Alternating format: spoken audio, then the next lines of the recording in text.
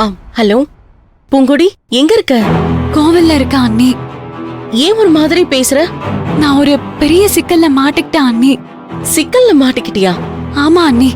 இங்க ஒரு ராஸ்கல் என்னோட பாவாடை தாவணியை கிழிச்சு போட்டு போயிருக்கான்.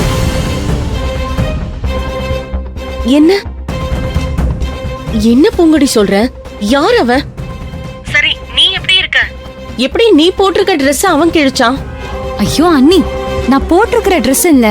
அப்புறம் நான் பாவாடை தாவணி போட்டுட்டு வந்து கோவில்ல மாத்திட்டு அதை இங்க வச்சுட்டு சுடிதார் மாத்திட்டு காலேஜ்க்கு போனேன். போயிட்டு திரும்பி வந்து பார்த்தாதான் தெரியுது என் பாவாடை தாவணி எதுன்னு பார்த்து அந்த ராஸ்கல் கிழிச்சு வச்சிருக்கான். பூங்கொடி, அவன் எதுக்கு உன் Dress கிழிச்சான்? அவன் எப்பவுமே என்கிட்ட பிரச்சனை பண்ணிட்டே இருக்கான் அண்ணி. அது மட்டும் இல்ல, ஏற்கனவே என்னோட சைக்கிளை உடைச்சதுமே அவன் தான்.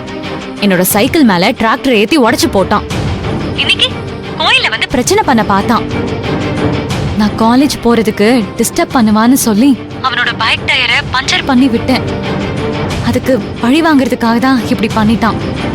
சரி, இப்போ சுடிதாரோட நீ எப்படி வீட்டுக்கு வருவ? அதான் அண்ணி இப்ப என்ன பண்றதுன்னு எனக்கும் புரியல. ஐயோ பூங்குடி, ஏற்கனவே உங்க அப்பா இங்க பெரிய பிரச்சனை பண்ணிட்டு இருக்காரு. என்ன சொல்றீங்க அண்ணி?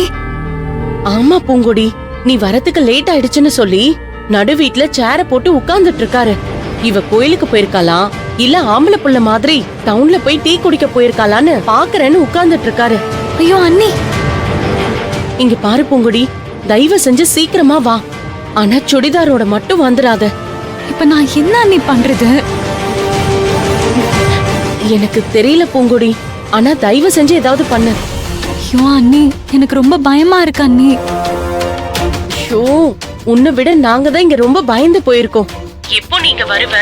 உன்னை வெட்டி போடலாங்கிற மாதிரி அவர் உள்ள வெயிட் பண்ணிட்டு இருக்காரு. தயவு செஞ்சு கொஞ்சம் பாரு பூங்குடி, சீக்கிரம் வீட்டுக்கு வா. ஆனா பாவாடை தாவணியோட வா.